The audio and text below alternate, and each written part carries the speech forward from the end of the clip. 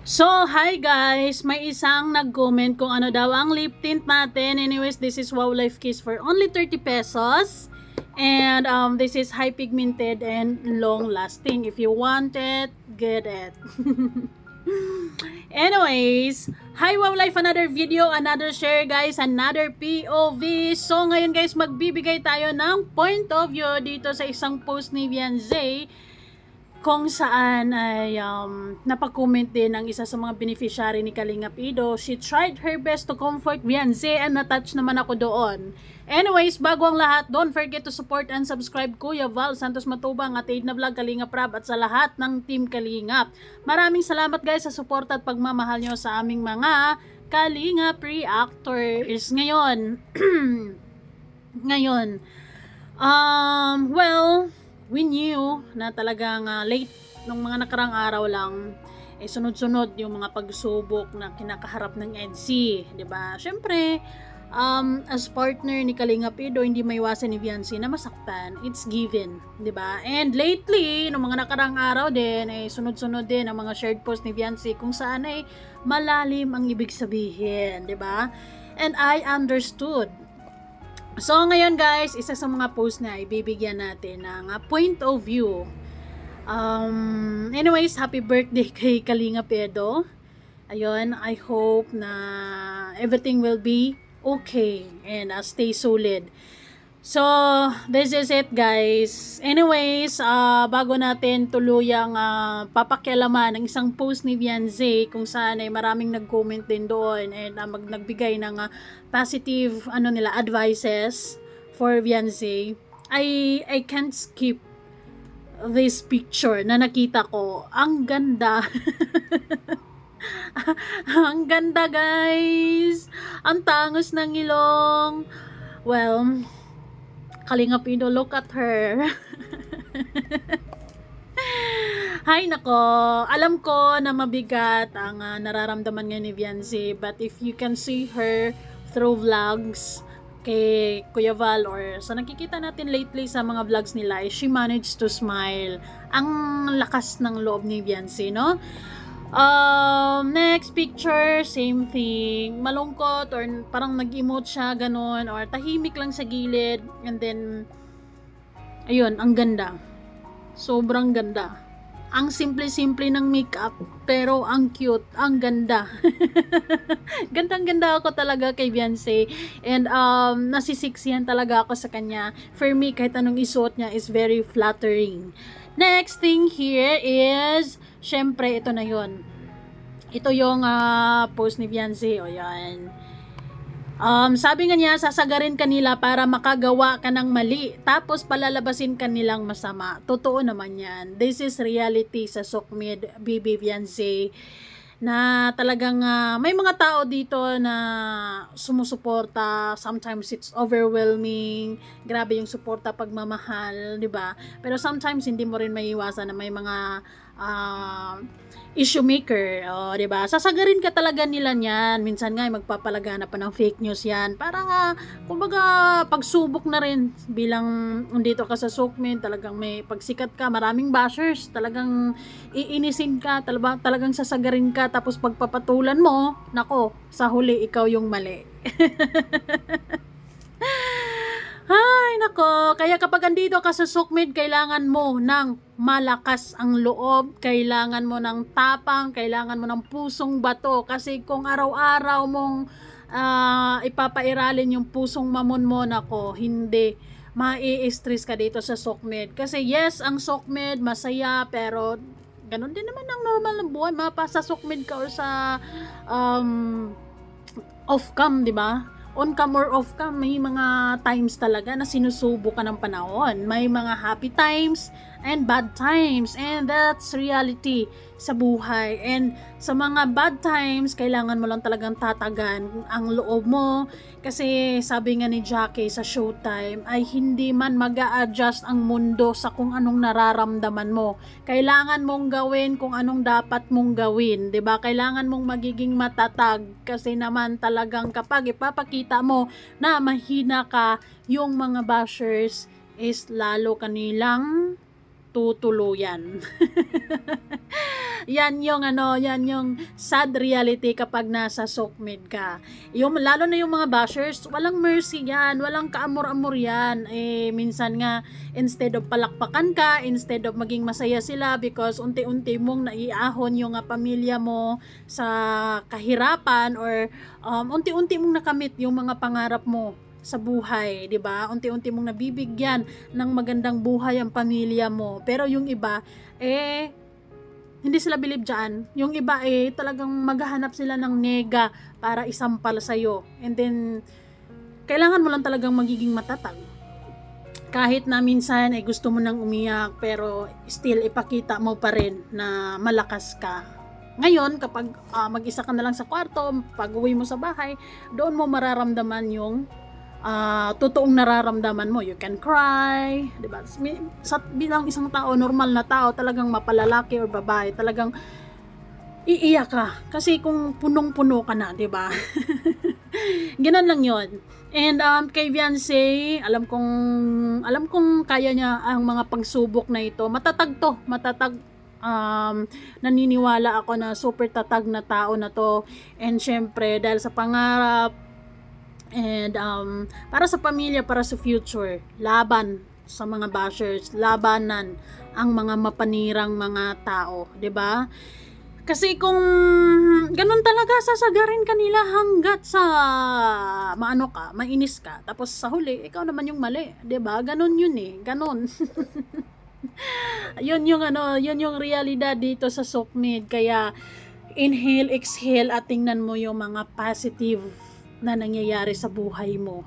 'Di ba? Tingnan mo kung ano ang mga nababagong maganda sa buhay mo at doon ka na lang humugot ng mga magagandang for you to have a reason to smile, 'di ba? Para hindi ka malugmok sa kalungkutan. You have to see, or you have to think of something positive, kung ano bang maganda sa sitwasyon ngayon. 'Di ba? Alam ko naman mas marami ang maganda kaysa naman problema. This is reality in life. Hindi puro masaya. Talagang merong malungkot. And kailangan mo lang magiging matatag. 'Di ba? Tatagan mo yung sarili mo, or kailangan mong magiging mahaba ang pasensya dahil dito sa sokmed. Ay, alam ko naman sa sokmed kasi talagang sasagarin kanila talaga. Sa sokmed kasi talagang may mga dyan, iba't ibang klaseng bashers. May issue maker, may overthinker, dilulo. Ay, mahirap lahat yun pakisamahan, di ba? Minsan magugulat ka na lang, pero you just have to stay kung ano ka, 'di ba? Just be who you are, ganon. And dito guys, dahil sa post na to, talaga namang isa sa mga beneficiary ni Kalingap Edo nagbigay ng kanyang saloobin. And dito ako na-touch. Ayun, kasi dito sabi nga niya, si Early Palmero. Sabi nga niya guys, pakawalan mo ang negatibo sa puso mo at pakawalan mo ang negatibo sa puso mo at punuin mo yan ng positibo at malawak na pangunawa. Alam kong mahirap gawin, pero Beyonce, yan lang ang makakatulong sa'yo. Para maibsan ang bigat dyan sa dibdib mo, ang tangi lang naming maitutulong ay palakasin ka, kalakip ang panalangin. Huwag mong isipin na nag-iisa ka ha, walang dahilan para sumuko, lalo't alam mong nasa tama kayo ni Kuya Edo. Ipaglaban natin ang nasimula ng EDSI, proud kami dahil tunay na nakapagbibigay aliw or kasiyahan kayo sa amin. Nakasupport lang kami, Beyonce, malalampasan nyo din ito, magtiwala lang tayo sa Panginoon. Salamat kaya Ate Early. So, nagbigay siya ng payo or words of wisdom, diba, para naman pagaanin yung loob ni Beyonce. Pero sa ngayon, kahit naman na ayaw nating masaktan si Beyonce sa realidad sa buhay, kahit nagaano natin kamahal si Beyonce, ayaw natin silang dumana sa mga gatong sitwasyon, but that's reality. We can't avoid her to feel na masaktan din siya. Kasi sometimes, yung mga sakit na nararanasan niya ngayon, it makes her wiser, stronger, and mas lalo pa niyang mapagtanto or mas makilala pa niya lalo yung sarili niya on how to handle such things, 'di ba? And malaking bagay din yung mga malalapit na tao tulad ni Early, yung mga nakikilala sa kanila is nagbibigay ng mga ganitong pagpapaalala, 'di ba? Kasi para naman, 'di ba, bilang isang normal na tao, may mga days talaga na sobrang sobrang malungkot ka. And sometimes parang kang clouded, yung parang kang hindi mo nakikita or naiisip kung anong mga positive. Instead talagang parang kang natatabunan ng sama ng loob. And it's a good health with people na may mga ganitong sinasabi, 'di ba? Yung papalakasin yung loob mo na you have a reason to fight, you have a lot of reason to be happy and be positive. Ayun, para sa akin malaking bagay. And also marami din kaming mga nakasuporta at nananalangin na magiging maayos at magiging maganda ang mga bagay-bagay. This is all pagsubok lang para mas lalong papatatagin ang dalawa. Naniniwala ako na this is just only a trials para mas lalo nilang maintindihan yung kung ano ang kahalagahan nila sa isa't isa. 'Di ba? Ipaglaban nyo ang isa't isa.